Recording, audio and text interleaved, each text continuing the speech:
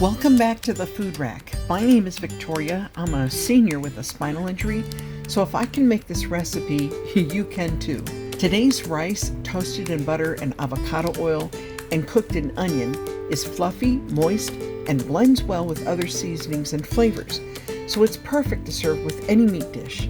So let's hop right in. Wash 2 cups of long grain white rice. After cooking rice for decades, I like using a cloth bag to wash my rice. Set it aside and let it drain.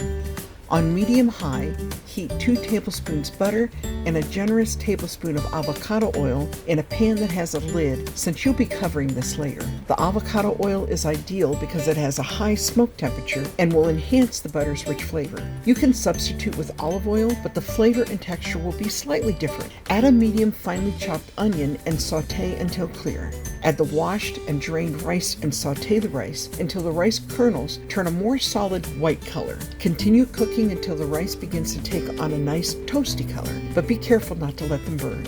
Once the rice has toasted, add 4 cups of chicken bouillon. My favorite is Goya chicken bouillon. You can put in the bouillon, then add the water, or add liquid bouillon or chicken stock. Turn up the heat to high and get the rice situated in the pan evenly, and do not stir at any time from this point forward. Let the rice come to a full boil, cover it snugly, then reduce the heat to low. Let it simmer for 25 minutes. The reason no peeking is allowed is because we want the steam to do the cooking, which will make your rice fluffy. After 25 minutes, remove the pan from the heat and let it rest for 5 minutes.